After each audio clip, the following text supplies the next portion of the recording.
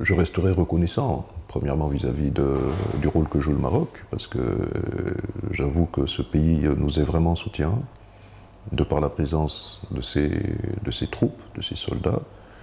Je saisis cette opportunité pour rendre hommage à ceux qui sont tombés en terre centrafricaine dans l'exercice de leur mission.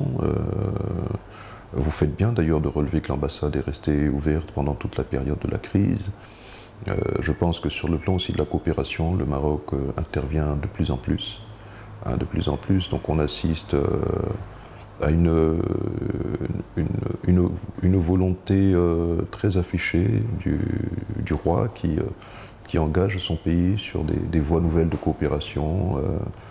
Et je pense que tout ça, c'est le reflet d'une vision certainement qu'il a de l'Afrique et du rôle qu'ils sont à mesure de jouer.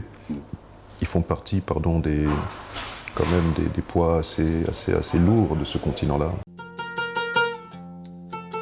Oui, je pense que à ce niveau-là, il ne serait pas incongru ou inopportun. Je crois que ce serait la bienvenue qu'il intervienne. Bon, après, vous savez, moi j'ai plutôt le sentiment que ces combattants-là ont pour religion la prédation et le crime. Ils ont un autre code de conduite, même si la religion est utilisée généralement de façade. Ils peuvent être croyants, peut-être, mais je ne pense pas que l'islam autorise qu'ils se comportent comme ils le font. Une commission de l'ONU, c'est pour peu qu'elle aide à faire prendre les bonnes décisions.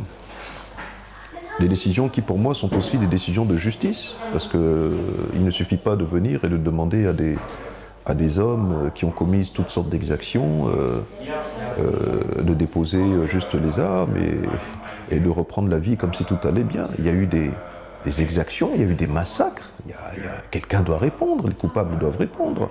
Voilà des groupes armés qui ont signé près de 8 à 9 accords, qui n'en ont respecté aucun, qui ont piétiné tous ces accords les uns après les autres, qui se voient encore aujourd'hui être courtisés et amenés à signer un énième accord, qu'ils violent à nouveau, parce que l'accord est déjà violé de toute façon.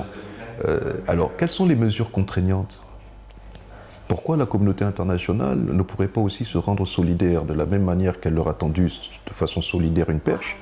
Et de la même manière, s'il y a une non-observation des engagements pris, qu'il y ait des sanctions, qui ne soient pas des sanctions virtuelles, des condamnations de principe, mais que des mesures concrètes soient prises.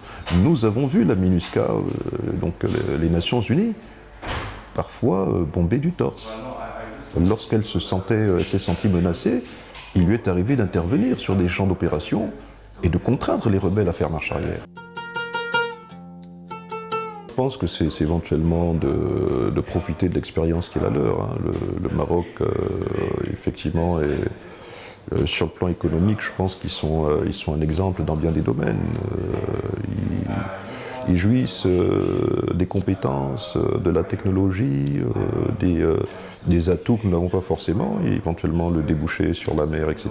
Donc je crois que le Maroc peut être d'une grande utilité sur le plan économique.